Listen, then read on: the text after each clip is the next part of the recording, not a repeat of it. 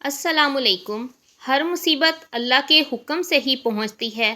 اللہ تمہیں بہترین سے نوازنے کے لیے بدترین سے ضرور گزارتا ہے تاکہ تم بہترین کی اصل قدروں کو جان سکو۔ تم بالکل ہمت نہ ہارنا، کیونکہ ہر گزرتا وقت تمہیں تمہارے آنے والے بہترین وقت کے قریب کرتا چلا جائے گا۔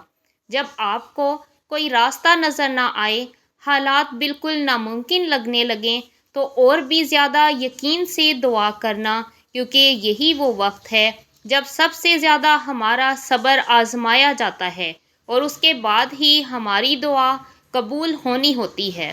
اور ہم نے جیسے باقی امتحان پاس کر لیے ہیں، اسی طرح اس امتحان میں بھی کامیاب ہونا ہے انشاءاللہ۔ اللہ پر بھروسہ کر کے دیکھو، وہ مقدر بھی بدل دیتا ہے اور حالات بھی، بے شک۔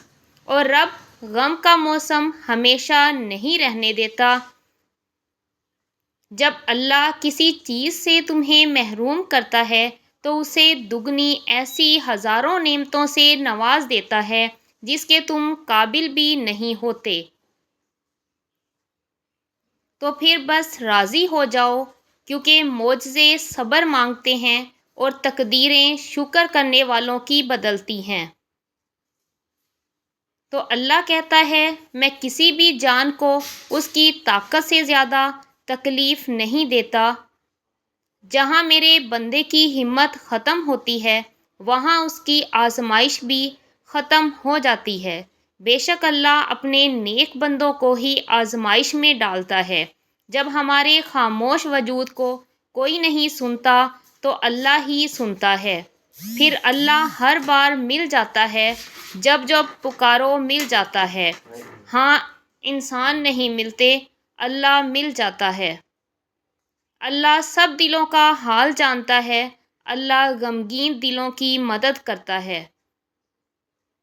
انسان کو زیب نہیں دیتا کہ جب اس کا اللہ رب العزت کمال کا مہربان اور خبرگیر ہو، پھر بھی بندہ بے آس اور بے یقین ہو۔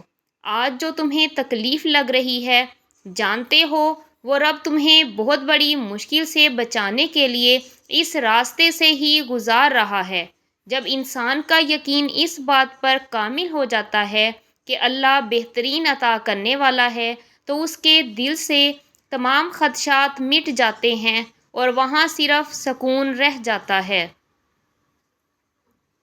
اللہ تم پر تمہاری رضا کے راستے تب بند کرتا ہے جب وہ چاہتا ہے کہ تم اس کے راستے پر دوڑے چلے آؤ۔